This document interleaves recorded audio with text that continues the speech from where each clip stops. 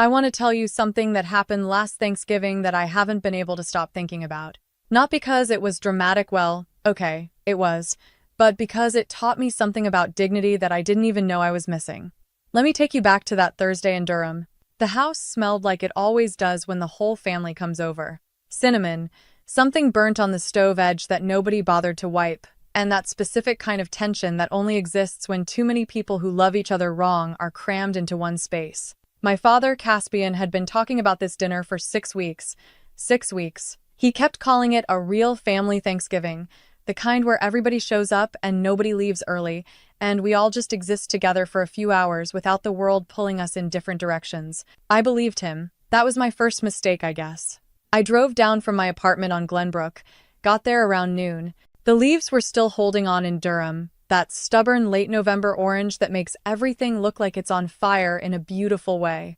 I had my good dress on, the burgundy one I save for things that matter. I'd even done my hair. Caspian opened the door and hugged me so hard I laughed. That man, I swear, 62 years old, and he still hugs like he's afraid you'll disappear if he lets go. The living room was already half full. Aunt Vesper was parked on the couch with her reading glasses on, doing something on her phone.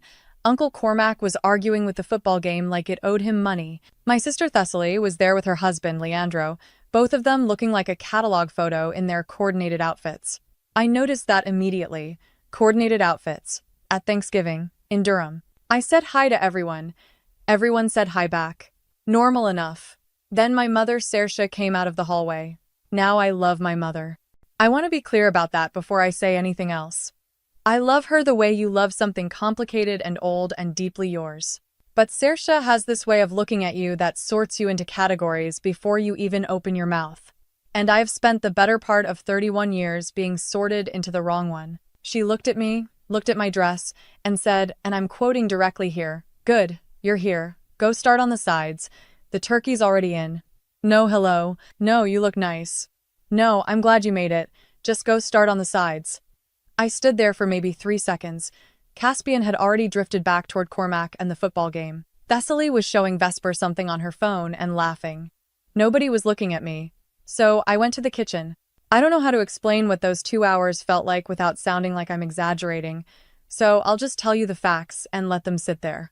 I made the mashed potatoes from scratch. Real ones, not the box. I did the green bean casserole, the cornbread, the cranberry sauce, the actual kind with the orange zest, the way Caspian likes it. I stood over that stove in my burgundy dress with a dish towel over my shoulder, and I listened to my family laugh in the other room. I heard Thessaly tell a story about their trip to Portugal. I heard Vesper lose it completely at something, Leandro said. I heard the football game and Cormac's running commentary and the sound of ice dropping into glasses. At one point, I heard Saoirse say to someone, "Oh, everything's being handled," and I knew she meant me. And I understood in that moment that being handled and being seen are two completely different things. Nobody came to check on me, not once. Caspian came in for maybe 45 seconds to grab a beer from the fridge and said, "Smells good in here," without really stopping. Thessaly didn't come in at all. I'm not even sure she remembered I was back there. I kept cooking. What else was I going to do? Around the 90-minute mark, I started feeling that specific kind of sad that doesn't announce itself with tears. It just settles into your chest like weather. Heavy and quiet. I was plating the cornbread and thinking about how I had driven 40 minutes in my good dress to stand alone in a kitchen, and I was thinking maybe this was just always going to be the shape of things for me in this family. Useful but invisible, present but not quite counted, and then the back door opened. I didn't even turn around at first. I thought it was Cormac looking for something. I just said, "Food's almost ready," and kept plating. And then I heard the door close, and there were footsteps, and someone said, very quietly, "Sorry, darling. I was late." I turned around. He was standing in the doorway between the back entry and the kitchen, still in his coat, black suit underneath, the kind that fits like it was made specifically for the person wearing it, and probably was, Stellan.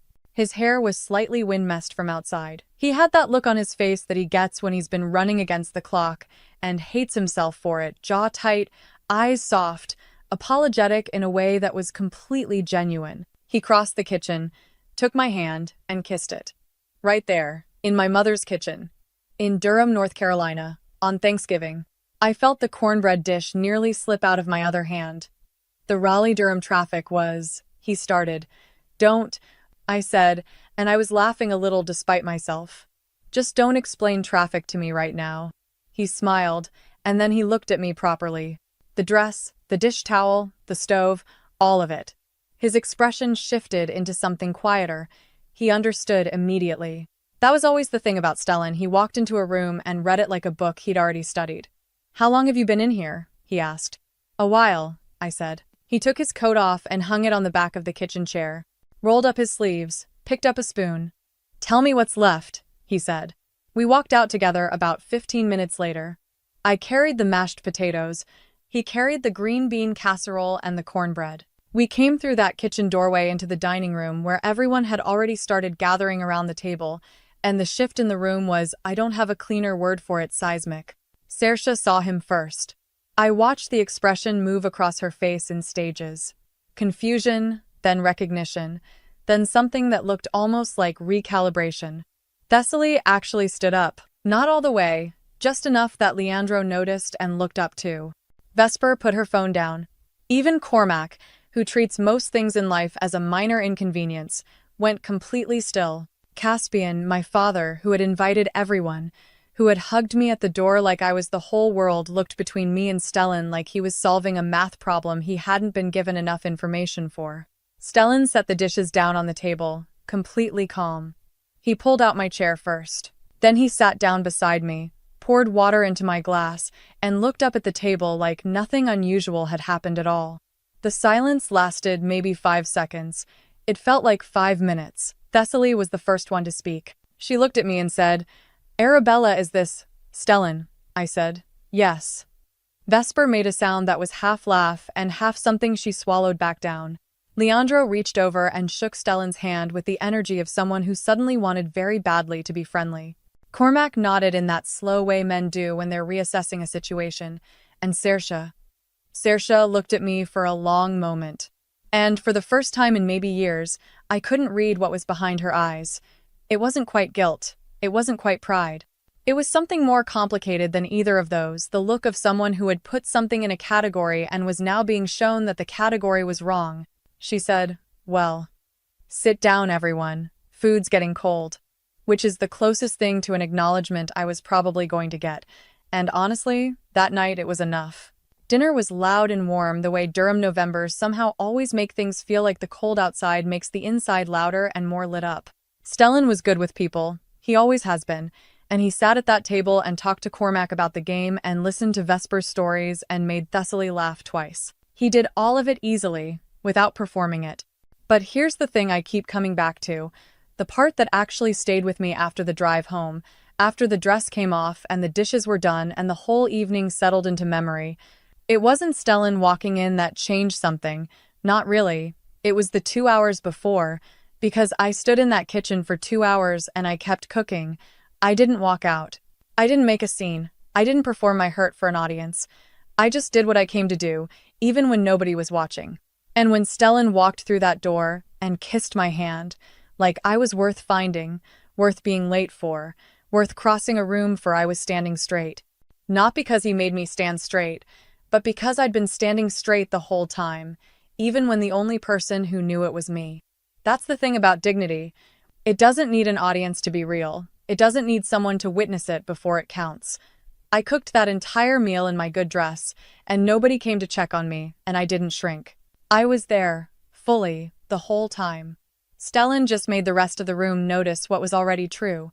We drove back toward my apartment after dinner. The Durham streets were quiet the way they only get on holidays, that particular kind of empty that feels peaceful instead of lonely. I had my head against the window. "You okay?" he asked. I thought about it honestly.